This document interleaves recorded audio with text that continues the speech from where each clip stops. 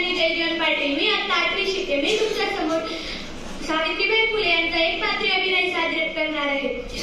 ज्ञान नाही, विद्या नाही, ती घेण्याची गोडी नाही, बुद्धी असून चालत नाही, तयास मानव म्हणावे का, ओळखलं का? ज्ञान सावित्री ज्योतिराव फुले, सातारा जिल्ह्यातील खंडाळा तालुक्यातील नायगावच्या खंडोजी निवासी पाटलांची मी कन्या.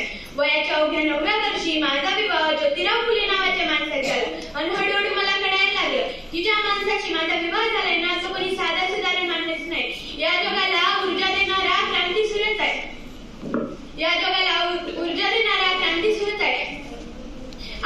आधी बायांना उमरा वाटण्याची पद्धत नव्हती. बाईच्या जातीनं कसं आपण भलं, आपलं घर भलं आणि घरातली माणसं, स्त्री पुरुष उच्च नीच असा लय भेदभाव होता आणि या सर्वांवर एकच उपाय होता, ते म्हणजे शिक्षण.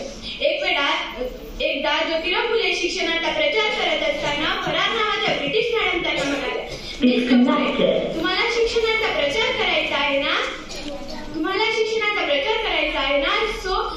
so educated women for, because women educated is how men educated. पण तुम्ही माणसं वुमेनला घराच्या बाहेरच पडू देत नाही. so bad मिस्टर फुले. झालं ते आले माझ्याकडे पाटी पेन्सिल घेऊन आणि मला म्हणाले, सावित्री, आजपासून मी तुला शिकवणार. झाला सुरू माझा अभ्यास. काना, मात्रा, विलांटी, बेकबे, बेदुचार, बेतिक्षा सारे मी लिहायला शिकले, वाचायला शिकले आणि हळूहळू काव्यही रचू लागले. 1 जानेवारी 1848 रोजी आम्ही पुण्यामध्ये पहिली शाळा उघडली आणि मी त्या शाळेची शिक्षिका व मुख्याध्यापिका सुद्धा झाली. शेरपटासारखं जगलात तर काम तमाम होईल, पण जर वाघासारखं जगलात तर ना होईल. पण माणसाचं मात्र धर्म बुडाला म्हणून कोल्हेकोळी सुरू होते. हो, एखाद्या सर्वसाधारण माणसाने शिक्षण घेतलं तर कोणता धर्म बुडतो? जितका तकलादू असू शकतो का आपला धर्म? धर्मासाठी माणूस असतो का माणसासाठी धर्म? धर्मासाठी माणूस असतो का माणसासाठी धर्म? एखाद्या स्त्रीचा नवरा मेला म्हणून तिने सती जायचं. म्हणूनच आम्ही याविरुद्ध आवाज उठवला आणि इंग्रज सरकारकडे मागणी सुद्धा केली. इंग्रज सरकारने सती प्रथा बंद केली आणि तसेच विधवा महिला काशीबाईच्या मुलाला आम्ही दत्तक घेतला आणि त्याचं नाव ठेवलं यशवंत. त्याच्या तुरुतुरी पावलाने आमचं अंगण कसं भरून जायचं. त्याला वाढवलं, मोठं केलं आणि डॉक्टर सुद्धा बनवलं.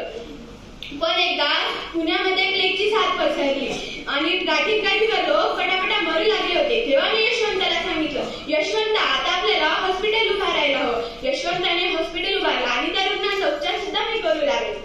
पण प्लेग हा संसर्गजन्य होता. तो कधी ना कधी मला होणार होता, माझ्या यशवंताला सुद्धा होणार होता. पण मुळीच आम्ही जगलो या समाजासाठीच ना. या समाजासाठी मरण जरी पत्कारलं तरी मरणा तुझं स्वागत आहे. ओ सावित्रीची मी सावित्रीबाई झाली.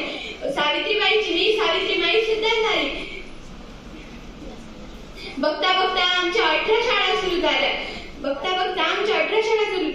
विद्येविना मती गेली, मतीविना गती गेली, गतीविना नीती गेली, नीतीविना शूद्र खचले आणि एवढा अनर्थ एका विद्येने